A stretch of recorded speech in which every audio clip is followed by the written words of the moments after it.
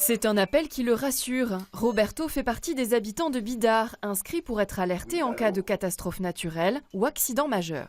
Ceci est un test du système d'alerte risque majeur de la ville de Bidart. Vous avez vu où j'habite, je suis près de l'Ouabia, qui est un petit fleuve très capricieux, la voie ferrée qui n'est pas très loin, dans laquelle il peut y avoir des transports plus ou moins dangereux, j'y pense toujours, on ne sait pas. Des appels à la population, une cellule de crise installée en mairie. Aujourd'hui, Bidart a mené un exercice grandeur nature pour tester son dispositif d'alerte en cas de catastrophe. Les populations sont prêtes à être évacuées. On a 3 sites où on peut potentiellement évacuer. Le scénario retenu aujourd'hui, un train transportant des matières dangereuses déraille et s'enflamme près d'un camping. L'objectif aussi, c'était de tester notre automate d'alerte à la population, parce qu'on a un outil qui nous permet d'alerter toute la population qui s'est inscrite dans cet automate en quelques secondes. Un PC de crise a aussi été installé sur le lieu de l'accident fictif.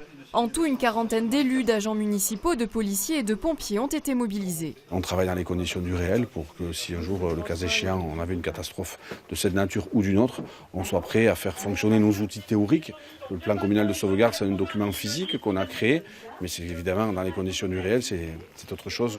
Bidart, déjà touché plusieurs fois par tempêtes et inondations, espère aussi encourager la population à s'inscrire sur la liste d'alerte. Aujourd'hui, seuls 10% des 6700 habitants l'ont fait.